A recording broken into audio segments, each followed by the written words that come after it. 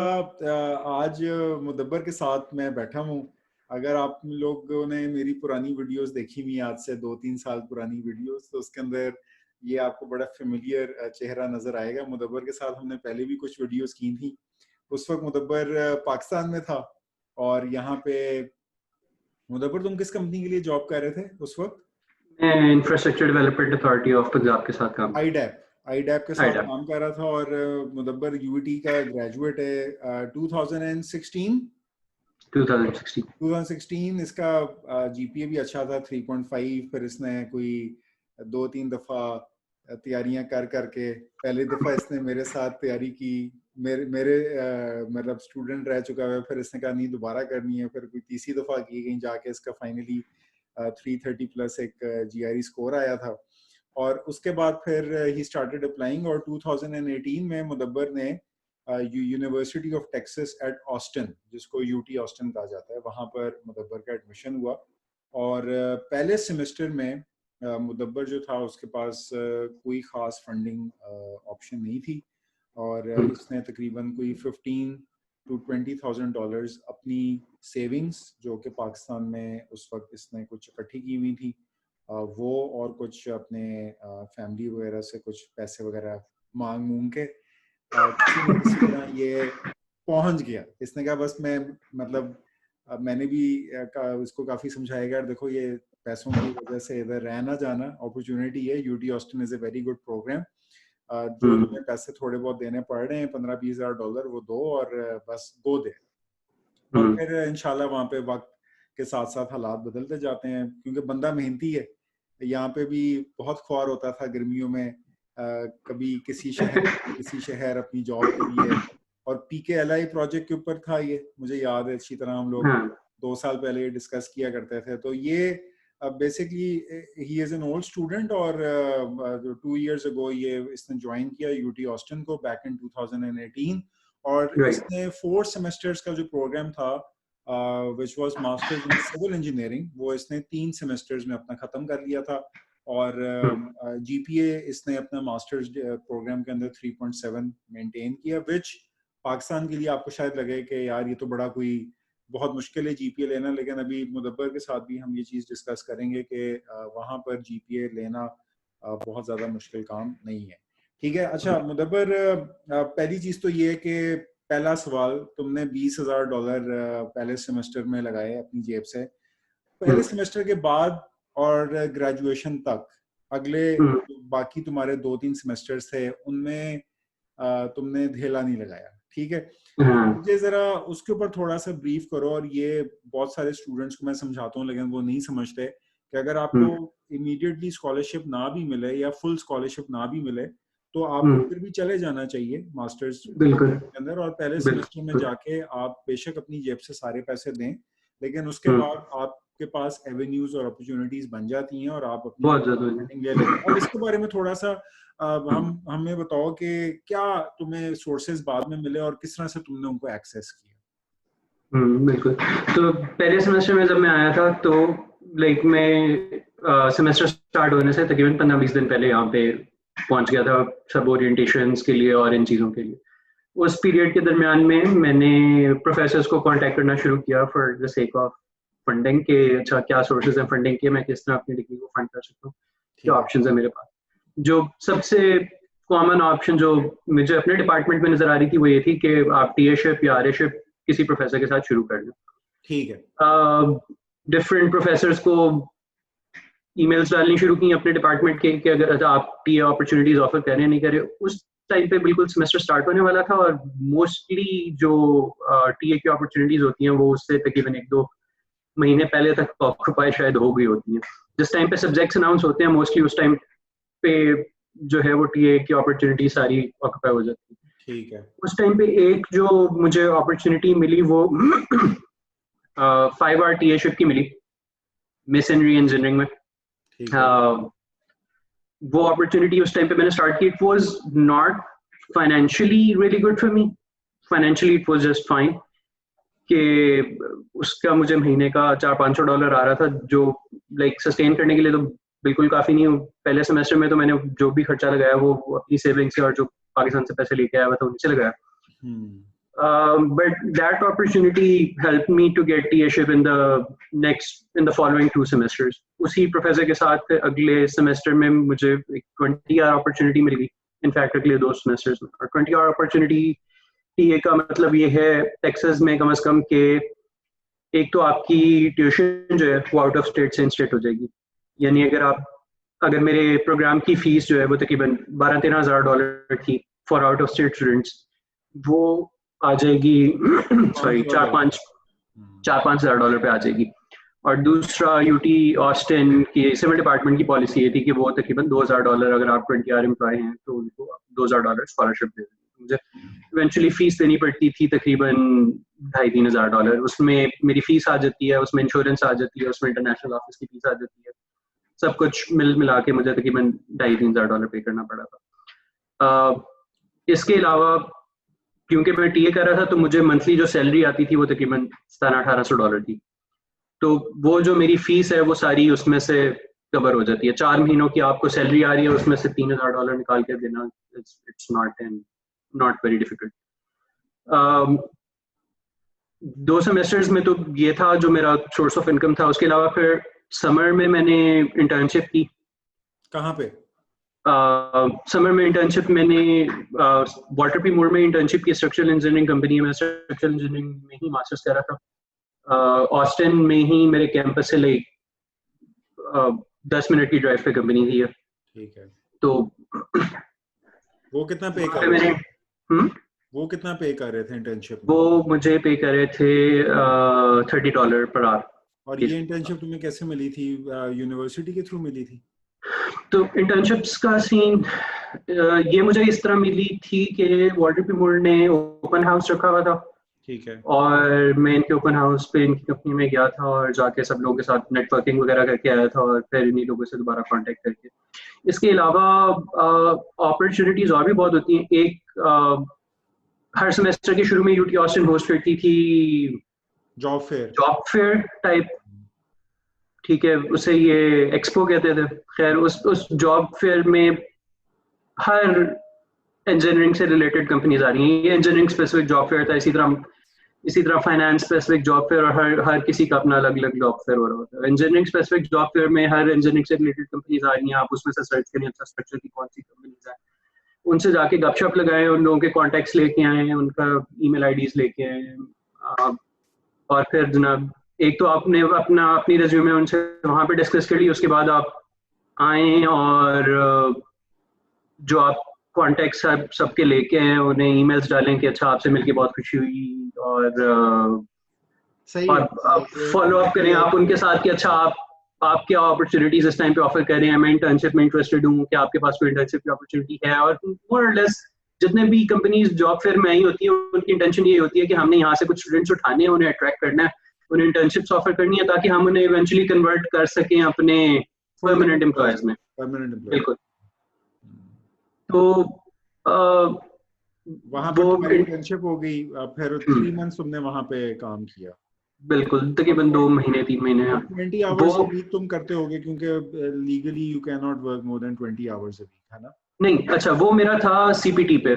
अच्छा, तो सीपीटी पे मैं 40 hours a week काम कर सकता था। ठीक है। यानी कि उसमें एक सीपीटी के बारे में एक चीज ये है कि मुझे सीपीटी के लिए यूनिवर्सिटी के साथ एक कोर्स रजिस्टर करना पड़ता है कि ये मेरा एक कोर्स है जो मैं इंटर्नशिप कर रहा हूँ, और उस कोर्स की मुझे फीस पे करनी पड़ती है। और वो कितनी फीस थी?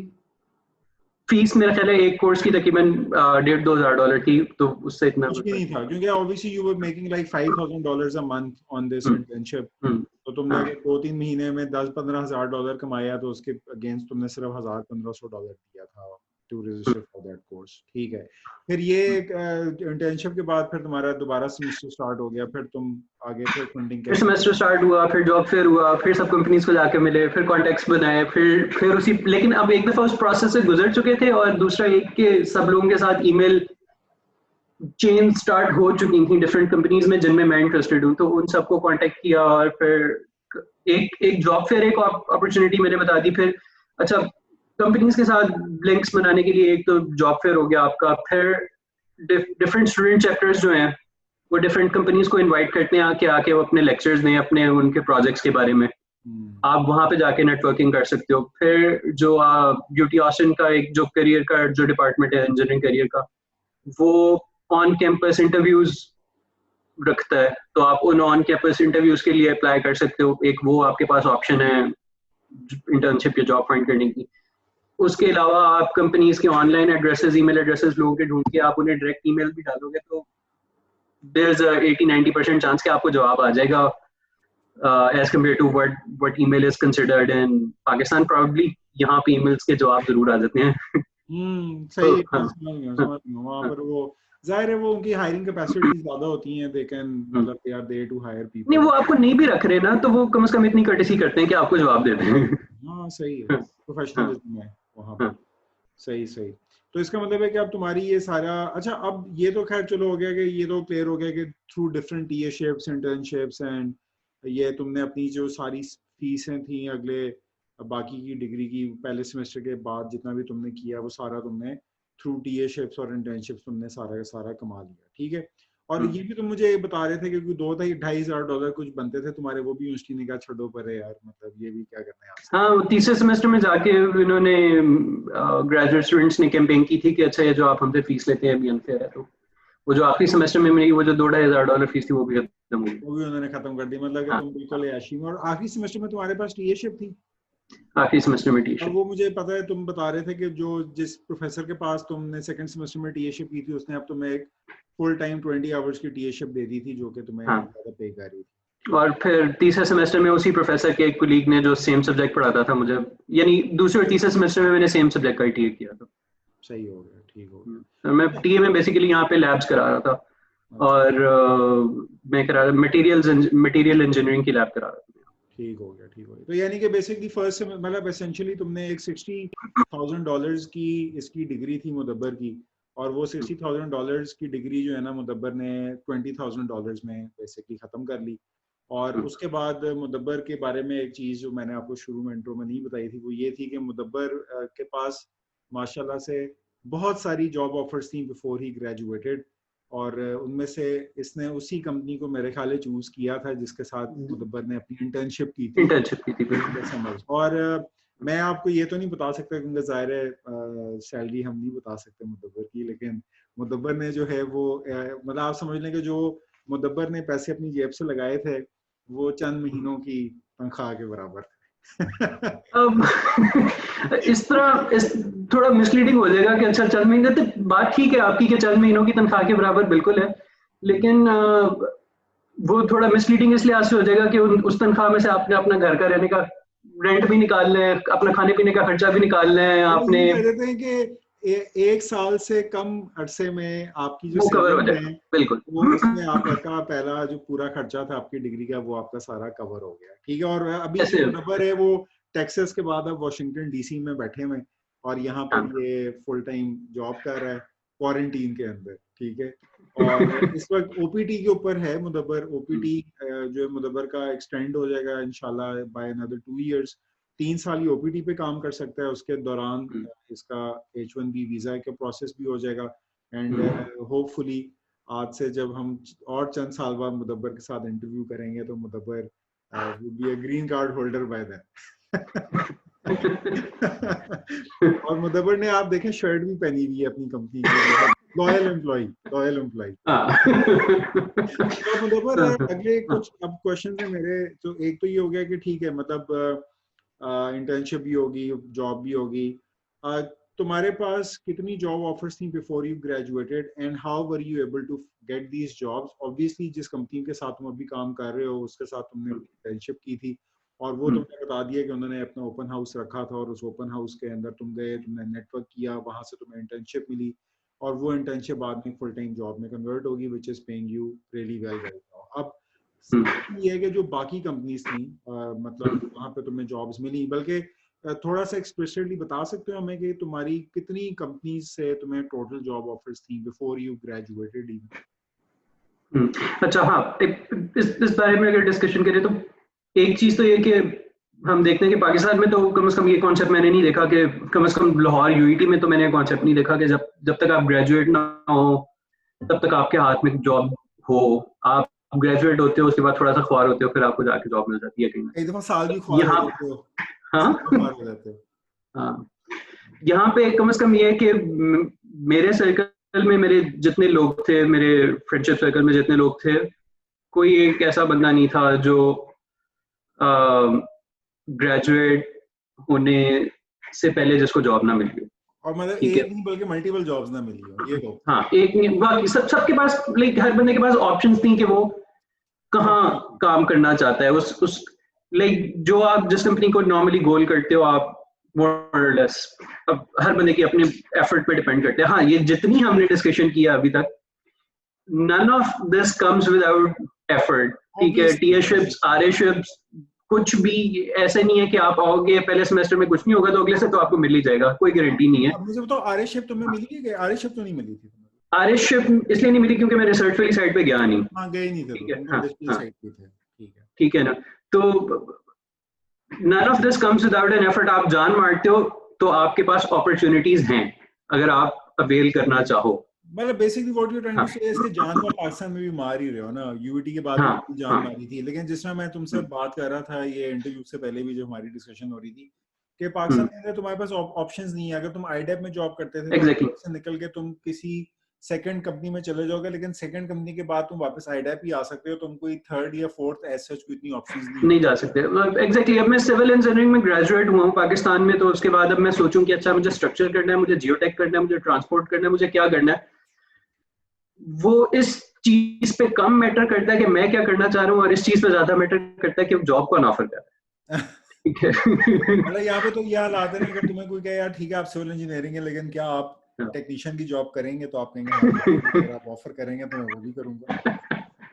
ठीक है। तो उसके बरक्स यहाँ पे ये है कि अगर आप स्ट्रक्चर की जॉब करना चाहते हैं तो आपके पास स्ट्रक्चर में 5-6 ऑप्शंस, आप लाइक आप 50 कंपनियों में अप्लाई करोगे तो उसमें से 5-6 आपको ऑफर कर रही होंगी आने के लिए। तो पहली बात तो ये है कि 50 हैं जिनमें आप अप्लाई कर सकते हो। 50 से बहुत ज्यादा है, लेकिन 50 वो है कि जिनको मैंने लेट से कांटेक्ट किया, उसमें से 5-6 आपको ऑफर कर रही है, उसमें से आप अपनी अपनी पसंद से चूज करो। आप कंपनी के साथ निगोशिएट करो कि अच्छा वो आपको ये ऑफर करिए, आप किस पैकेज पे आना चाह रहे हो। जिस ठीक तरह है। देखो, वो मैं ना अभी एक स्टूडेंट के साथ अभी मैंने वो इंटरव्यू करना है, वो मुझे बता रहा था, वो उसने एमबीए खत्म किया अभी अपना ना स्टैनफोर्ड से। तो वो मुझे बता रहा था कि जी मैं आजकल ना ये सोच रहा हूँ कि मैं, तनख्वाह तो सेकेंडरी है, मतलब मैं सोच रहा हूँ कि यार ये जो कंपनी है ना, ये मुझे इतना साइन अप बोनस दे रही है कि मैं अपने एमबीए का खर्चा पूरा कर लूंगा। ठीक है, एग्जैक्टली मतलब वो $70,000-80,000 तक के साइन अप बोनसेस की अमाउंट है। दे रहे। वो सिविल में इतना अच्छा नहीं है हिसाब किताब, लेकिन एमबीए में, कंप्यूटर साइंसेज में बहुत ज्यादा है। लाइक जो आप कह रहे हैं कि अगर आप स्पेशली कंप्यूटर साइंसेज में और आप टॉप की फेसबुक, यूट्यूब, गूगल या इस तरह की किसी कंपनी में जा रहे हैं तो वो आपको 40-50,000 के साइन अप बोनस दे रहे हैं। नॉर्मल दे रहे हैं, हाँ नॉर्मल दे रहे हैं, बिल्कुल। अच्छा, तो अब तुम्हारे पास 4-5 जो तुमने 50-60 जगहों पे अप्लाई किया, ये तुमने अप्लाई किया while you were obviously in your मतलब मास्टर्स डिग्री, और तुमने अप्लाई करना तो ऑब्वियसली मेरे ख्याल उसी दिन शुरू कर दिया होगा जिस दिन तुम अमेरिका पहुंचे थे।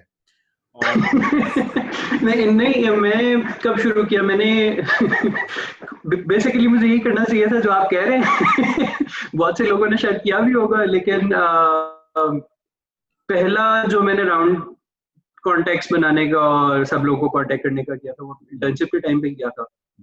वो था सेकंड सेमेस्टर के स्टार्ट में जॉब फेयर हुआ था, वहीं से सारे कॉन्टेक्ट्स बने। फिर सेकंड सेमेस्टर के एंड तक उससे इंटर्नशिप मिल गई। उसके बाद थर्ड सेमेस्टर के स्टार्ट से बेसिकली मैंने जॉब्स के लिए अप्लाई करना शुरू। और तुम यू वर इंटरव्यूइंग, तुम्हारे टेक्सास में इंटरव्यूज होते थे या you had to travel somewhere to interview with these companies? So मैं ज्यादातर इंटरव्यूज मेरे टेक्सास में थे, लाइक ऑन कैंपस इंटरव्यूज थे, या कुछ कंपनियां ऑस्टिन में थी या डेलस में थी या कहीं आसपास ही थी जिनका मैं जाके इंटरव्यू दे सकता था। जिनके जाके दे सकता था दे दिए थे। फिर कुछ कंपनीज थी जो फॉर एग्जांपल लेट से डीसी साइड पे थी, कुछ के ऑनलाइन इंटरव्यूज दिए थे। ठीक है। फिर कुछ कंपनीज ने बुला लिया था कि अच्छा चलो आओ डीसी आके इंटरव्यू, मतलब तुम्हें टिकट भेजते हैं जरा, तुम्हें पार्टी शार्टी कराएं और फिर तुम इंटरव्यू दे के चले। एग्जैक्टली। तुम्हें हम, जैसा मुझे याद है तुम बता रहे थे कि मुझे काफी एचआर वालों ने फंसाने की भी कोशिश की थी कि आप हमारे पास भी काम कर लें। और वो I feel lot guilty about that because I ended up ditching that company. and you feel guilty about it. Obviously, क्यों क्या करूं? क्योंकि उन्होंने बहुत कुछ मेरे ख्याल ऑफर तुम्हें कर दिया था, ठीक है? प्रोटोकॉल बहुत दिया था, ऑफर तो जहाँ पे मैं जॉब कर रहा हूँ उससे कम ही कर रहे थे। ठीक हो, लेकिन इज्जत भी एक बंदे को कई दफा वो होती है ना कि एक टैका, पाकिस्तानी को टैका भी तो बड़ा है। मैं ख्याल में समझ गया था कि बंदा पाकिस्तान का, इसको टैका शका जरा दिखाएं तो ये आ जाएगा। अच्छा, तो बेसिकली तुम्हारे पास 5-6 माशाल्लाह ऑप्शंस थी बिफोर यू इवन ग्रेजुएटेड और तुम इसी कंपनी के साथ गए। आई गेस प्रॉब्ली तुम्हारी डिसीजन ये थी, सैलरी ऑब्वियसली एक डिसीजन होती है, लेकिन आई एम श्योर कि ये जो 4-5 कंपनीज जिन्होंने तुम्हें ऑफर की थी उनके पैकेज में कोई बहुत ज्यादा जमीन आसमान का फर्क नहीं होता। लेकिन हाँ, पैकेजेस डिपेंड करते हैं हर कंपनी के, based on market value. Market में एक एरिया में एक नॉर्मली इंजीनियर जो ग्रेजुएट इंजीनियर हैं वो कितना चार्ज करें। बिल्कुल सही है। तो अब बेसिकली तुम वॉशिंगटन डीसी के अंदर हो, अब तुम अपना तुमने खुद अपना रह रहे हो, अपना तुमने गाड़ी शाड़ी रखी हुई है? जरूरत तो नहीं होगी अभी तो नहीं रखी, इस टाइम पे रख के क्या करना है, जा ही कहीं नहीं रहे, जाएगी नहीं रहा घर बैठे हुए। डीसी में फिर ज्यादा तो आपका वही है ना, पब्लिक ट्रांसपोर्ट वगैरह और वो सारा। बिल्कुल बिल्कुल। तो अब तुम रह भी अपना रहे हो, कर भी अपना रहे हो, अपना सारा तुम जॉब कर रहे हो, और मतलब एवरीथिंग इज मतलब एज मतलब यू हैड प्रोबेबली प्लान्ड, मतलब ideally planned many years back, like a couple of years back. अब मुझे I couldn't foresee any of it. But मैं तुम्हें बताता तो हो जाएगा यार, तुम नहीं उसको बिलीव करते थे, लेकिन देखो हो गया, everything is has happened the way it should. अच्छा, हर चीज मेरे केस में हर चीज बड़े लास्ट पॉइंट पे जाके हुई है। अच्छा, लाइक इंटर्नशिप स्टार्ट होने से 2 हफ्ते पहले मिली है, टीएशिप स्टार्ट होने से 1 हफ्ता पहले मिली है, तो एंड तक कोई कंफर्मेशन नहीं थी कि मिल जाएगा, ठीक है? So I don't want to give anyone false hope कि भाई सब कुछ बड़े आराम से हो जाता है। नहीं, ऑब्वियसली देखो ये बात तो एक डिसाइडेड है कि यू नो मतलब अमेरिका जहाँ पे अपॉर्चुनिटीज भी हैं बट वहाँ पे कंपटीशन भी है, और ऐसा नहीं है कि आप अकेले लगे हुए उसके अंदर और आप कहें कि यार अच्छा मैं बस चला जाऊँ और जाके बस एक अच्छी यूनिवर्सिटी में एडमिशन ले लूँ और बस सोता रहूँ और कोर्सेज करता रहूँ तो मुझे खुद ब खुद ही जॉब मिल जाएगी। ऑल ऑफ दिस हाँ इट्स अ वेरी मतलब requires a lot of effort. और जिस तरह मुदब्बर ने कहा कि आपको कोई एवेन्यू आप अनअटेंडेड नहीं छोड़ सकते, यू हैव टू एक्सप्लोर और ऑल एवेन्यूज, छोटे से छोटा बड़े से बड़ी अपॉर्चुनिटी के ऊपर आपको अप्लाई करना है। और आई don't think you should be scared कि भाई यहाँ पे अप्लाई करूंगा, औकात है नहीं अप्लाई करने वाली। मेरे ख्याल से कि आपको हर जगह अप्लाई करना चाहिए जहाँ पे आपकी ठीक है। दूसरी एक चीज मुदब्बर मुझे ये बताओ कि हाउ वाज योर एक्सपीरियंस, मतलब चलो जॉब भी होगी ऑब्वियसली, तुम्हारा एक्सपीरियंस मतलब तुमने पढ़ा भी, मेहनत भी की, जॉब भी ढूंढी, लेकिन how was your experience and how would you compare that experience with your मतलब एजुकेशनल एक्सपीरियंस इन पाकिस्तान? मतलब वो जो मास्टर्स की डिग्री में कोर्सेज किए तुमने पढ़ा, हाउ चैलेंजिंग वाज दैट, मतलब वो कितना एक चैलेंजिंग एक्सपीरियंस था? lot more challenging as compared to my degree in Pakistan. Pakistan में तो शायद मैं like for example मैं UET लाहौर में जिस टाइम पे मैं अपना बैचलर्स कर रहा था, साथ में मैं 2-3 स्टूडेंट चैप्टर्स में भी इन्वॉल्व था और मेरा ठीक ठाक टाइम वहाँ पे जाता था, उसके बावजूद मेरी डिग्री अच्छे जीपीए के साथ हो गई, ठीक है। यहाँ पे ऐसे कह लें दिन रात एक हुआ था एट सर्टेन पॉइंट्स। जान तो काफी मारनी पड़ती है, लेकिन आपके साथ फिर जो आपको कंपनी मिलती है, जो आपको लोग मिलते हैं अपने आसपास, वो भी उतने ही मोटिवेटेड, उतने ही पॉजिटिव होते हैं और हेल्पफुल होते हैं। पाकिस्तान में जो 2-3 चीजें हैं कि जनाब अली सार्केज़म हर चीज के ऊपर वो बहुत नेगेटिविटी जनरेट करता है, या फिर आप कह लें कि एक बंदा कह रहा है ना कि यार बहुत मुश्किल है, तो दूसरा उसको कहेगा हाँ यार तेरा तो इतना मुश्किल है, मेरे देख इतना इससे ज्यादा मुश्किल है, ठीक है। यहाँ पे आप किसी को कहोगे ना बहुत मुश्किल है तो वो आपको कहेगा भाई रो क्यों रहा करना। हाँ एग्जैक्टली, बल्कि वो इसको बड़ा लुक मतलब फ्राउन अपॉन, अगर आप ज्यादा कंप्लेन कर रहे हो ना कि यार ये क्या बकवास है, तो बड़ा मुश्किल, वो कहते हैं यार क्या है यार आप मतलब अब आप इस पे आप अकेले नहीं हो जो मेहनत कर रहे हो, सब मेहनत कर रहे हैं, सब कर रहे हैं, सब इस पे एफर्ट कर रहे हैं, बिल्कुल सही है। तो आपको बड़े पॉजिटिव लोग मिलते हैं, उससे ना आप खुद मोटिवेटेड रहते हो और आपका हो जाता है। और दूसरा प्रोफेसर्स बहुत हेल्प करते हैं। आपको कोई मुश्किल कोई मसला आ रहा है, प्रोफेसर्स के ऑफिस आवर्स हैं, आप उनमें जाएं, उनसे गपशप लगाएं, उनसे पूछें, और like they would not only give you technical help with respect to your subject, आप उनसे अपना नॉर्मली किन चीजों में स्ट्रगल कर रहे हो उसके बारे में बात करना चाहोगे तो उसके बारे में भी आपसे बात कर लेंगे। बात करने को तैयार हो जाते हैं, बिल्कुल सही। तो बेसिकली ये कि जो मतलब ये तो तुम्हारा एक्सपीरियंस भी काफी चलो एक तरह से मतलब पॉजिटिव था, मतलब इसमें तुमने काफी लर्न किया। बट मेरा अब एक लास्ट क्वेश्चन तुमसे ये है जो कि मतलब उसके बाद आई वुड मतलब तुम मुझे बताना अगर कोई चीज तुम ऐड करना चाहोगे कि ये जो सारा तुम्हारा एक्सपीरियंस रहा है इसमें जो तुम्हारी डिग्री है वो उसने कितना सिग्निफिकेंट रोल प्ले किए in helping you get a job या गेटिंग अ जॉब? ऑब्वियसली मुझे जो भी ऑफर्स आ रही थी, मुझे जो भी लाइक मेरे कॉन्टेक्ट्स कहाँ से बने, मेरे कॉन्टेक्ट्स पहली बात बने जॉब फेयर से। जॉब फेयर कहाँ हुआ? यूटी ऑस्टिन में। वो कंपनी यूटी ऑस्टिन का ग्रेजुएट हायर करने आ रही थी, ठीक है। फिर जो ओपन हाउसेस थे वो यूटी ऑस्टिन के ग्रेजुएट्स के लिए थे, या फिर जो आप कह लें कि जो भी जहाँ जितने मेरे लिंक्स बने, all of those companies were looking for UT Austin graduates. तो ऑब्वियसली यूनिवर्सिटी का 100% रोल है उसमें कि यूनिवर्सिटी का नाम था, टैग था साथ, तो ही ये सब अपॉर्चुनिटीज मेरे लिए ओपन हुई। यानी कि यूटी ऑस्टिन मतलब you know that really means कि going into a good program is मतलब रियली बिल्कुल, like exactly like UT Austin में ज्यादातर टेक्सास की कंपनीज आ रही थी क्योंकि हम वहां पे बैठे हुए हैं।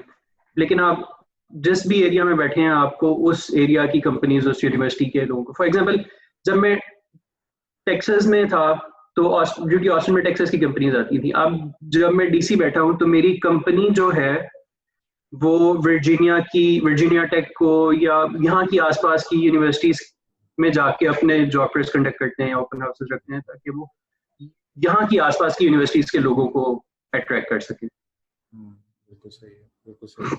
और यहाँ पर अब तुम्हारा बेसिकली अब ये भी जरा थोड़ा ब्रीफ करो कि लोगों को ये बड़ा होता है यार अच्छा अब चलो नौकरी मिल भी गई तो उसके बाद क्या यार साल के अंदर तो पाकिस्तान वापस आना पड़ जाएगा, या तो ये भी जरा थोड़ा प्रोसेस बताओ कि जैसा यहाँ पे लोगों को बड़ा एक मिसकंसेप्शन है कि यार लोग हमें क्यों हायर करेंगे।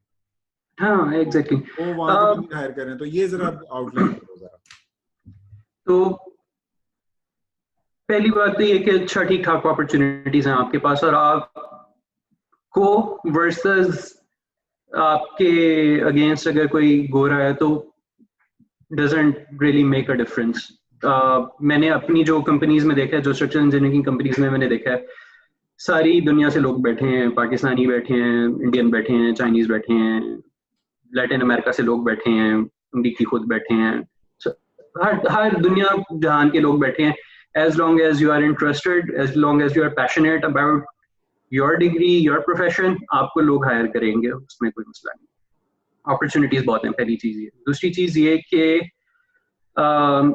3 साल तो आपके पास ओपीटी पे अगर आप स्टेम डिग्री कर रहे हो तो है ही है, ठीक है।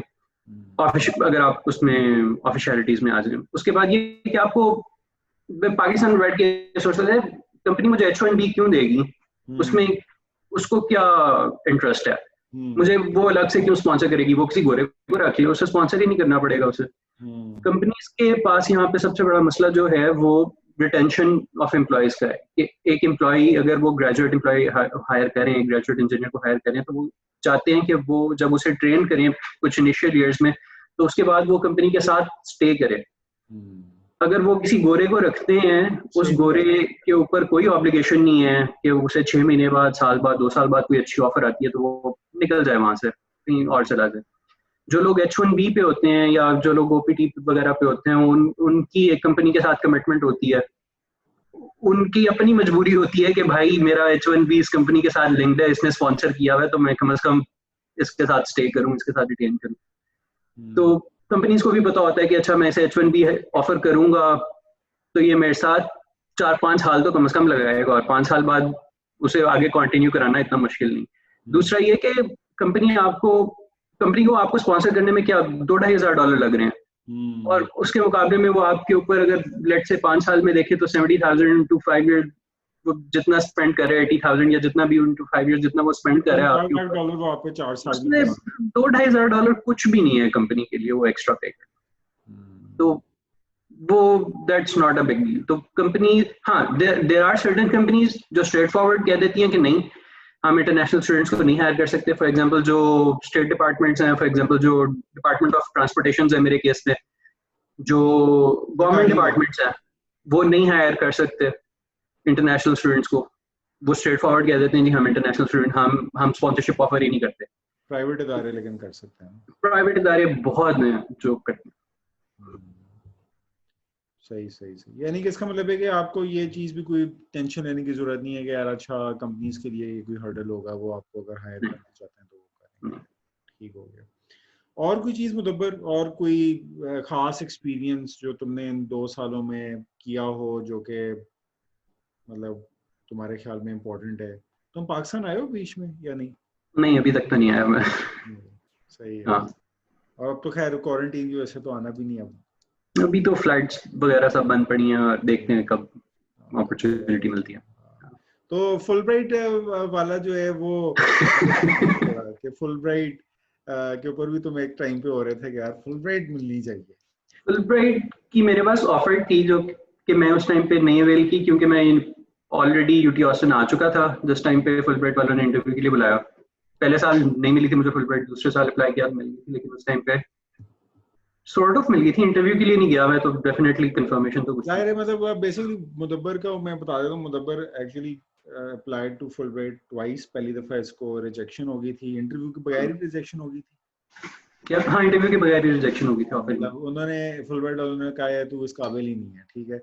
और फिर सेकंड टाइम जो है वो मुदब्बर ने फुलब्राइट अप्लाई किया, लेकिन by the time he got the interview call तो ये ऑलरेडी अमेरिका में अपनी क्लासेस कंटिन्यू कर चुका हुआ था। लेकिन in hindsight I think it was a good thing कि It you was really, yeah, it was a really good decision at that time. इस टाइम पे मैंने तो अपनी डिग्री 3 सेमेस्टर्स में कंप्लीट कर ली थी। अगर आप उसको लगाएं कि जो लोग 4 सेमेस्टर्स में कंप्लीट कर रहे हैं तो नाउ इज द टाइम कि उनकी डिग्री कंप्लीट हो रही है। तो इस टाइम पे वो जितने लोग मेरे साथ फुलब्राइट के बैच में आए थे वो वापस जा रहे हैं पाकिस्तान। बेसिकली जो वापस जा रहे हैं हाँ वो क्या, ये जो तुम्हारा ज़ाहिर फुलब्राइट के लोगों के साथ क्लोज कनेक्शन होगा, आई एम श्योर तुम्हारा कोई ना कोई नेटवर्क होगा, तो उसके अंदर लोगों का क्या है कि भाई was it a good decision coming on Fulbright when they? हर बंदे की अपनी अपनी पर्सनल प्रेफरेंसेस होती हैं। पर्सनल प्रेफरेंसेस होती हैं। अब फॉर एग्जांपल मेरे साथ कुछ लोग थे जो पेट्रोलियम की, जिनके पास पाकिस्तान में पाकिस्तान पेट्रोलियम लिमिटेड में या कुछ जिस तरह की कंपनीज हैं जिनकी उनकी पाकिस्तान की सैलरी इतनी अच्छी थी कि वो तो फुल ब्राइट छोड़ने के लिए तैयार बैठे थे अगर उन्हें कंपनी छुट्टी ना दे। ठीक है। तो उनको तो था हम आएंगे 2 साल याशी करेंगे, मास्टर्स करेंगे और वापस जाके अपनी जॉब ज्वाइन कर लेंगे। ऐसे लोगों के लिए तो फुल ब्राइट बहुत अच्छी अपॉर्चुनिटी थी। लेकिन जो लोग खुद अपनी इंडिपेंडेंट लाइफ डेवलप करना चाहते हैं वो अच्छा ठीक है, वो 2 साल आप यहाँ पे आके यूनिवर्सिटी एक्सपीरियंस तो ले लेते हो, एजुकेशन तो ले लेते हो, आपको एक्सपोजर आपका डेफिनेटली बढ़ जाता है। लेकिन फील्ड रिलेटेड जब तक आप एक्सपीरियंस नहीं ले रहे तो I don't think you are getting the whole package, you are not getting everything out of what you could have. तो हाँ मैं बेसिकली अगर इस सबसे समराइज करूं तो मेरा अपना है कि if you are really ambitious, motivated and if you are willing to work hard and you have if you have certain resources to spend on yourself, like जिस तरह तुमने 15-20 लाख रुपए, और मेरा भी अपना, मैं लोगों को समझाता हूँ लेकिन लोगों को समझ नहीं आती, उनको लगता है कि शायद मैं कोई सही बात नहीं कर रहा हूँ, बट ओवर ईयर्स मैंने बहुत स्टूडेंट्स देखे हैं मुदब्बर जैसे जो actually who are willing to put in the effort, who are actually willing to put in long hours, और वो थोड़े बहुत जो उनके पास सेविंग्स होती हैं 20-25-30 लाख रुपए तक वो लगा लेते हैं अपनी इनिशियल एजुकेशन पे, फिर बाद में अपनी ही एफर्ट और अपने बलबूते के ऊपर they get alternative sources of funding, और फिर eventually they get jobs and they get settled in। और वो जॉब्स आप यूएस की जॉब्स इसी तरह की हैं कि आप लिटरली अगर आप 1 साल अपनी नॉर्मल एक अच्छी ज़िंदगी अगर आप गुजारें और आप एक नॉर्मल सेविंग्स भी करें तो आप 1 ईयर के अंदर अपनी सारी जो आपने अपने पे लगाया है अपनी जेब से वो सारे पैसे आप रिकवर कर सकते हैं। But that being said, pre requisite ये है कि इसके लिए मेहनत और ऑब्वियसली एक motivation, and you should be ambitious. अगर आप फुल ब्राइट के ऊपर आते हैं तो फुल ब्राइट पे आप जनरली मैंने देखा है कि लोग थोड़े ठंडे मुंडे हो जाते हैं कि भाई चलो पैसे तो मिलनी ही है, फंडिंग भी मिलनी है, क्या इतनी टेंशन लेके करनी है, बस ठीक है हल्का फुल्का पढ़ लेते हैं। ज़्यादा टाइम जो होता है ना वो बेसिकली पार्टी शार्टी में जो है ना वो गुजर रहा होता है। फुल ब्राइट वालों की अपनी भी रिक्वायरमेंट्स होती हैं। अगर आपका सर्टन लेवल से जीपीए नीचे जाए तो पीछे से फुल ब्राइट वाले भी कहना शुरू हो जाते हैं, भाई से अगले सेमेस्टर में नॉर्मल पे लाओ वरना वापस आ जाओ। हाँ वो है, लेकिन वही है कि वो जाहिर है कि मतलब वो आपको एक फिर भी एक मतलब आई थिंक उसके अंदर इतनी ज्यादा एफर्ट और इतनी ज्यादा आपको जरूरत नहीं होती फुल ब्राइट में जितनी आपको डायरेक्ट वहां पे जाके सरवाइव करने में और फिर हम्म। उसमें लगती है। और कोई चीज मुदब्बर? इसके अलावा अगर आप फंडिंग के हवाले से देखते हैं तो मास्टर्स के लिए मैंने देखा है इतनी डायरेक्ट फंडिंग, अगर आप टीएशिप के लिए पाकिस्तान से बैठ के आपका भी एडमिशन हुआ है, आपकी प्रोफेसर से कोई गपशप नहीं है, आपकी प्रोफेसर आपको जानते नहीं है यहाँ के, और आप डायरेक्ट टीएशिप के लिए अप्लाई करेंगे तो शायद मुश्किल ही मिले। हम्म, लेकिन अगर आप डायरेक्ट पीएचडी के लिए अप्लाई कर रहे हैं तो फिर मिल जाती है funding. There are lot better chances of getting funding, क्योंकि जो पीएचडी प्रोजेक्ट्स होते हैं वो फंडेड होते हैं और उनके ऊपर अगर एक प्रोफेसर के पास एक पीएचडी प्रोजेक्ट है जिसको एक लेट से मैं एग्जांपल देता हूँ कि अगर टेक्सास डिपार्टमेंट ऑफ ट्रांसपोर्टेशन एक प्रोजेक्ट को फंड कर रहा है तो उसने उसमें यूनिवर्सिटी को कहा हुआ है कि अच्छा ये एक प्रोजेक्ट है, इसके ऊपर इतने प्रोफेसर और इतने पीएचडी स्टूडेंट काम करेंगे, तो वो प्रोफेसर ने उतने पीएचडी स्टूडेंट हायर करने ही करने हैं और उनको उसने पे करना ही करना है। तो अगर आप पीएचडी के लिए आ रहे हैं तो there are tons of funded projects जिनके ऊपर आपको फंडिंग मिल सकती है, जो आपकी फीस भी कवर कर देगी और जो आपकी मंथली एक्सपेंसेस भी कवर कर देगी। बिल्कुल सही है, पीएचडी लेकिन वही बात है कि PhD is then a different domain, मतलब उसका एक बिल्कुल। डिफरेंट पाथ है और it's a very long term commitment जो कि हर कोई उसमें इंटरेस्टेड भी नहीं होता और हर किसी का वो टेम्परामेंट भी नहीं होता कि वो उसको कंटिन्यू करे। ठीक हो गया मुदब्बर, और मेरे ख्याल से फिर ये जो इंटरव्यू हमारा ये तो मेरे ख्याल है जो तुम्हारे साथ गपशप ये तो इधर ही खत्म करते हैं और बाकी अपनी गपशप लगाते हैं।